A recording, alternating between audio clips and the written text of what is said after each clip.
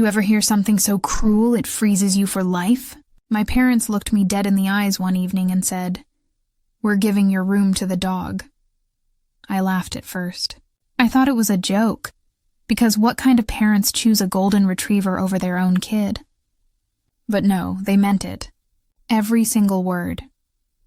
That was the night I stopped being their child and started being their ghost. So before I tell you how it all went down, hit that like button and subscribe.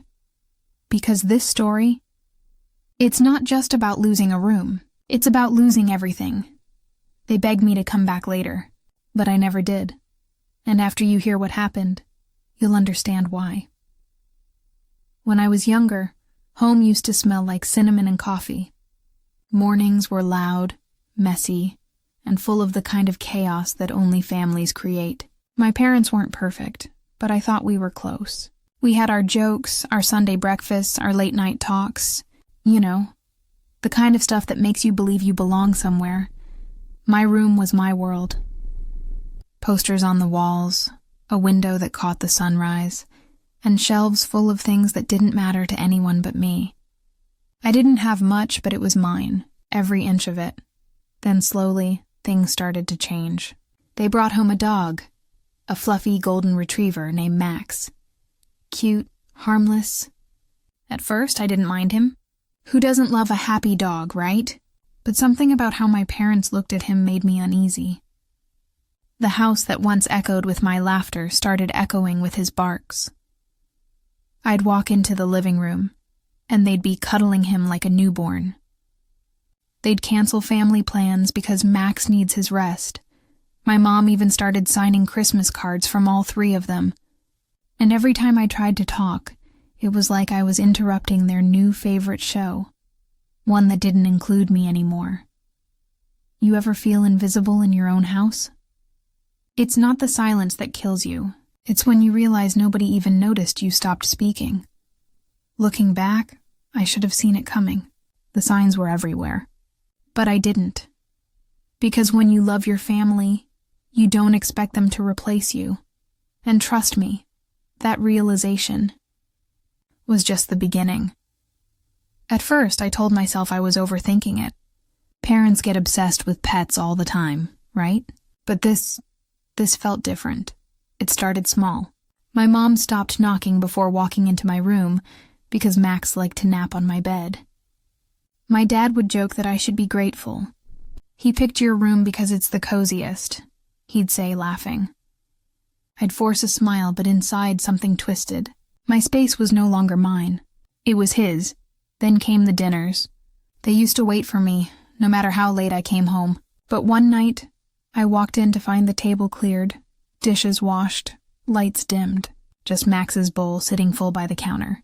I remember standing there staring at that stupid metal bowl, realizing it got more attention than I did. Birthdays? Forgotten.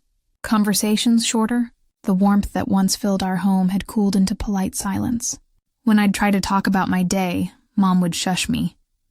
"You're scaring Max." And I swear, she said it with more concern than she'd ever shown for me. I started spending more time outside. Late-night walks, long drives, anything to avoid that house. But every time I came back, Max had taken over a little more. My posters came down because they made him anxious. My things got moved into boxes to make space for his toys. And one evening, when I found my backpack chewed up, my dad just shrugged and said, "He's still learning." That was the first time I felt something dark stir inside me.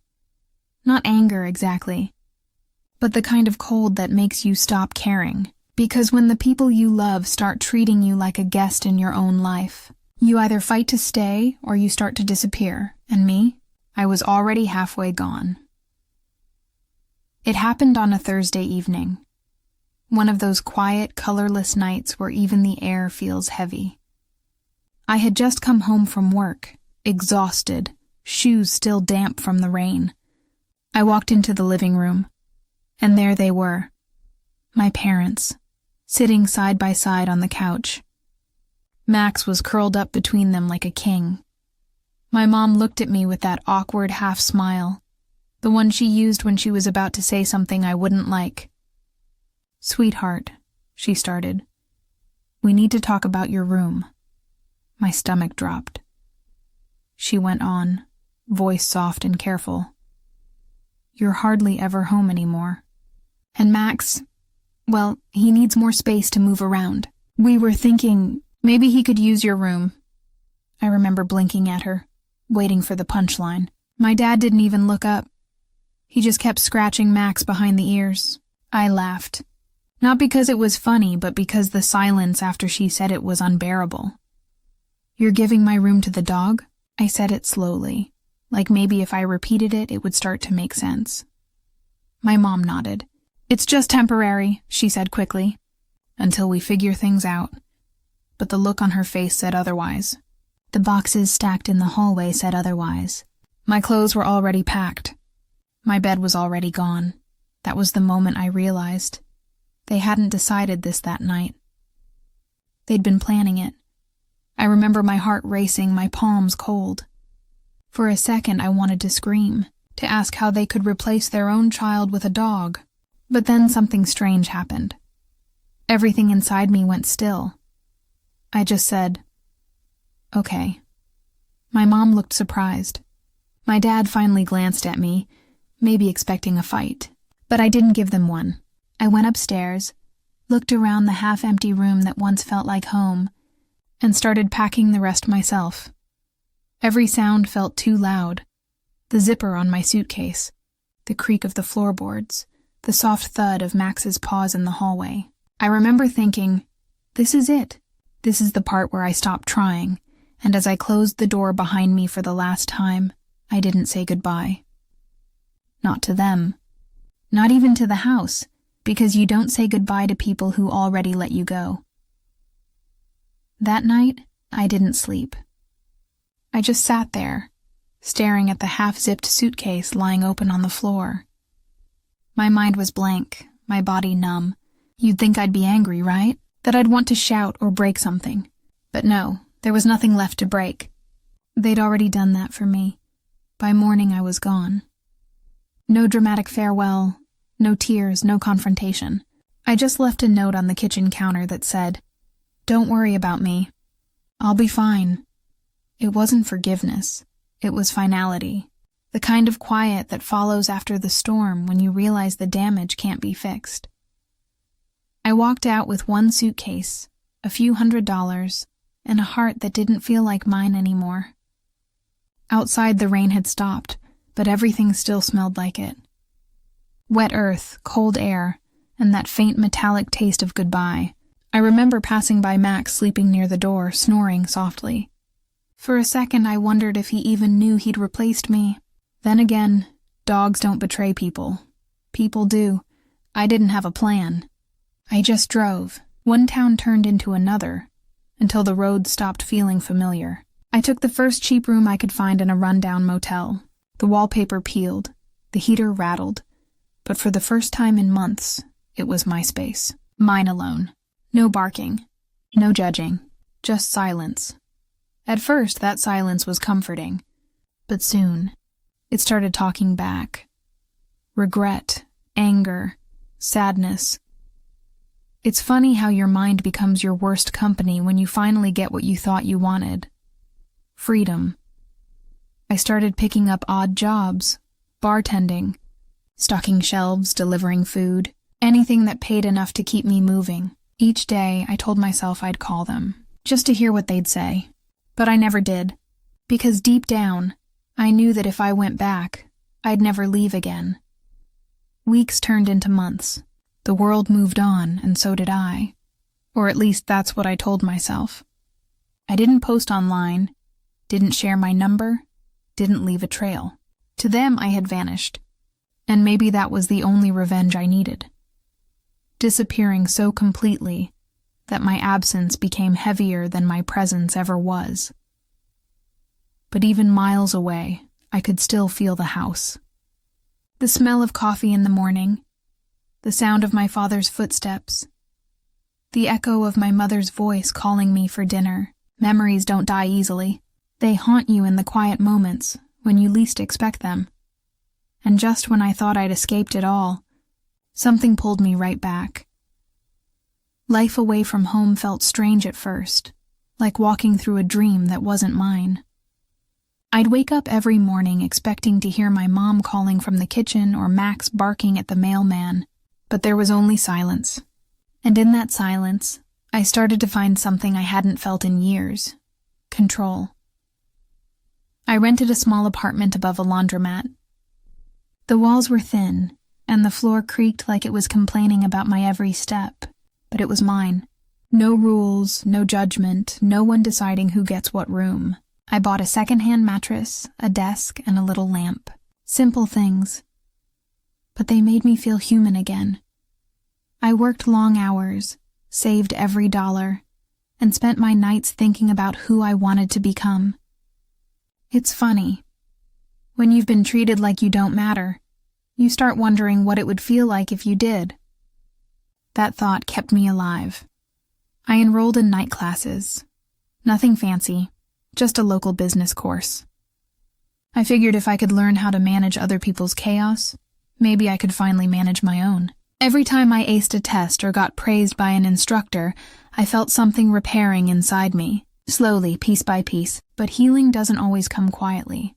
There were nights when the loneliness hit hard, when I'd sit by the window and ask myself if I made the right choice.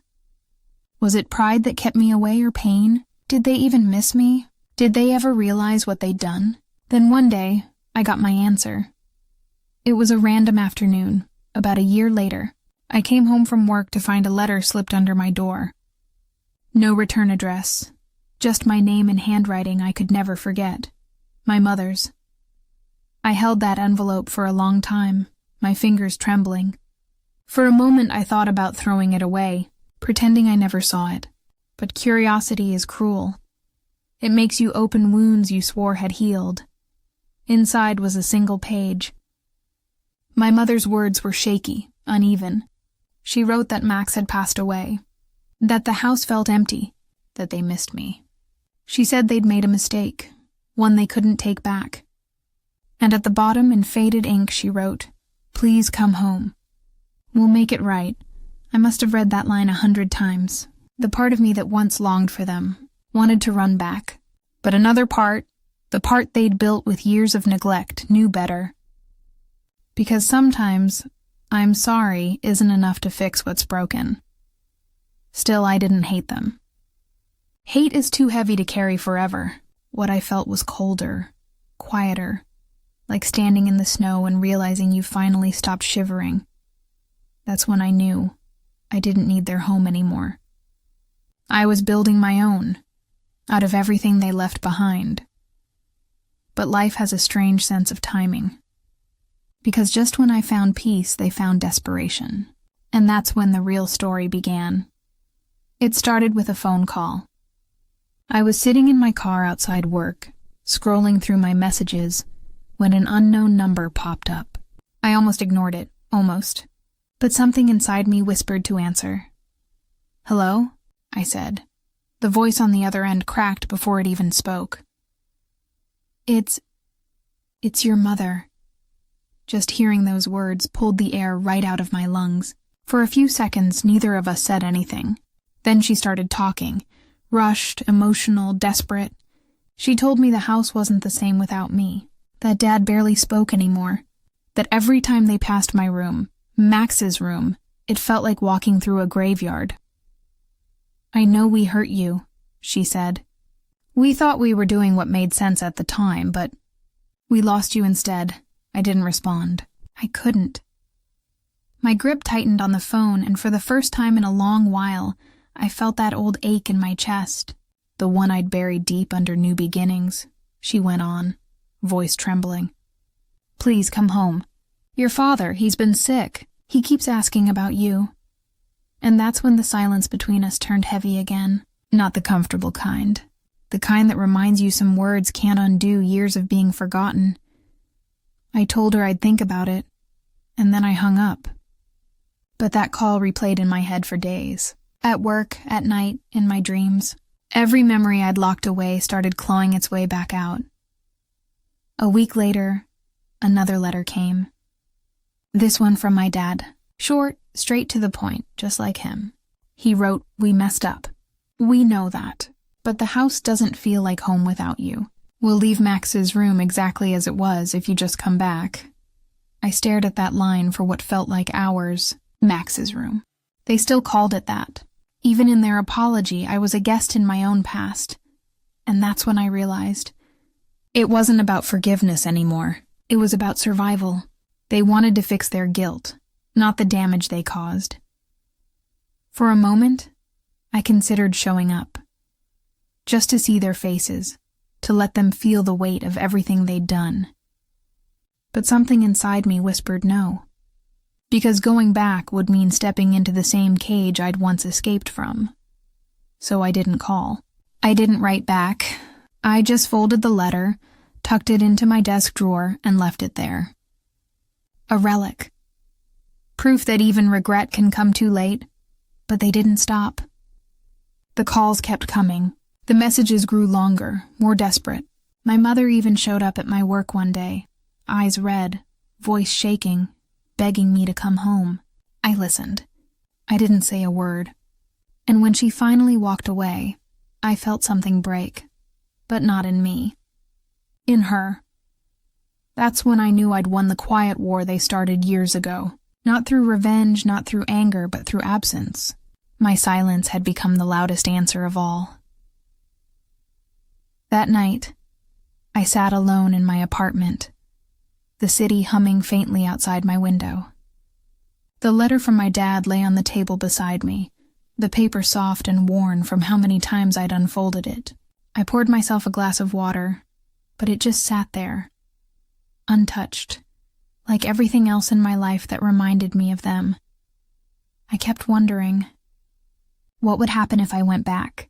Would it fix anything? Would it even feel like home? Or would it just reopen the wound I'd spent years trying to close? The truth hit me slowly, like rain dripping from a leaking roof. You can't go back to a place that stopped being home. Not when it buried the person you were meant to be. Still, a part of me wanted to see them. To hear my mother's voice without the guilt, to look my father in the eyes and ask why. Why wasn't I enough? Why was I so easy to replace? But deep down I knew the answer. They didn't need to say it. Some people only realize your value when your absence becomes louder than your presence ever was. So, I didn't go back. Instead, I wrote one last letter. No anger, no accusations. Just truth. I wrote, "I forgive you." But forgiveness doesn't mean return. You taught me that love should never feel like competition. You made your choice. Now I've made mine. I sealed the envelope and dropped it in the mailbox the next morning. The sun was just rising, painting the sky gold and pink, and for the first time I didn't feel like I was running from something. I was walking toward something new, something mine. A week later, I got a voicemail from my mother. Her voice was calm this time, soft. She said she understood, that maybe letting go was the only thing left to do. Then she said something I'll never forget. "Your room is still here, but it doesn't feel right without you." I didn't cry. I just sat there listening to her words echo in the quiet, realizing that sometimes the only way to win is by not returning to the game at all. And that's how it ended. Not with a door slammed, not with shouted words, but with silence. A silence that finally felt peaceful. Because they gave my room to a dog, but I built an entire life out of what they left behind. Looking back now, I realize it was never really about the room. It was about what that room stood for. Belonging, love, identity. When they gave it away, they weren't just giving a space to a dog. They were showing me how easily love can become conditional. But here's the thing. Life has a strange way of teaching you lessons you never asked for. Losing everything forced me to rebuild from nothing. It taught me what real value is. Not in being needed, but in being at peace with yourself. I used to think forgiveness meant going back, pretending the past never happened. But forgiveness is quieter than that. It's walking away without hate in your heart. It's saying, you can keep the room, but you don't get to keep me. Sometimes I wonder what would have happened if I had stayed. If I'd swallowed my pride, moved back in, and tried to start over. But then I think about the person I've become, stronger, sharper, untouchable. And I know walking away was the best decision I ever made. People often say family is everything. Maybe that's true for some, but family should be the people who see you, not the ones who erase you when it's convenient. I stopped chasing love that made me feel small. I stopped begging for a seat at a table where I was no longer welcome. And you know what? The day I stopped fighting for their approval was the day I found peace. Not the kind that comes with noise or attention, but the kind that sits quietly in your chest and whispers, "You made it." If you've ever felt invisible, if you've ever been replaced or forgotten, remember this. Your worth isn't measured by how others treat you. It's measured by what you choose to rise above. They gave my room to a dog, but I gave myself a life. And between the two, I think I came out on top. It's strange, isn't it? How the things that once broke us end up becoming our strength. I used to think that night, when they told me they were giving my room to the dog, was the end of my story. But now I see it was only the beginning. Sometimes life takes away what you love most, not to punish you, but to force you to grow beyond it. I thought I lost a home, but what I really lost were the walls that kept me small. Now, when I look back, I don't feel pain anymore.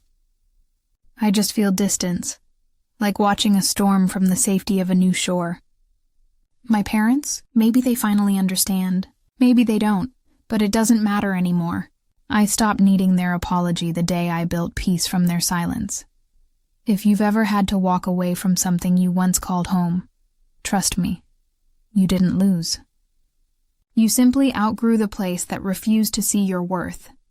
So wherever you are right now, if this story touched something inside you, hit that like button, subscribe, and share it with someone who needs to hear it. Because sometimes the bravest thing you can do isn't to stay, it's to leave. They gave my room to the dog, but I found my world outside their walls. And I never went back, not even when they begged.